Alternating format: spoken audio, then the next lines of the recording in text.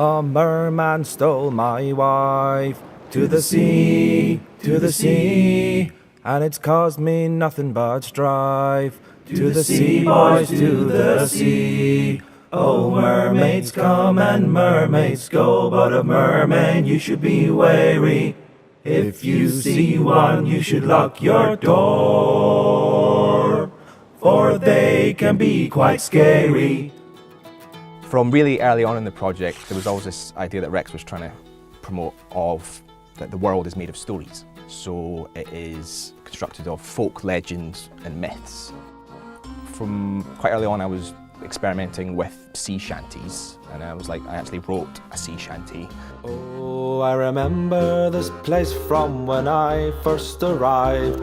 I wandered alone, but somehow survived. We don't want our games to feel like an experience that people have had before. You know, if people are going to buy our games, we want them to feel like they're getting something unique and special. I couldn't believe my eyes.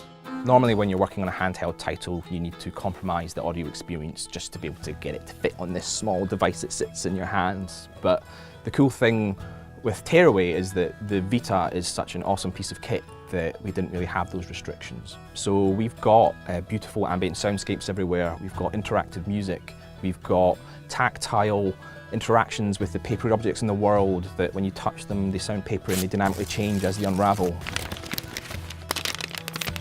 When Brian, the other composer, and I started working together at the start of that relationship, there was quite a lot of back and forward where he'd written this. It was an awesome bit of music, but it just didn't quite fit. And I slapped like drums and bass on it, and he was like, "Whoa, I don't know we could do that." And the next track Brian wrote, after sort of showing him that that's where the limits were, was this awesome kind of folk dubstep track, which you hear in the barn in the game.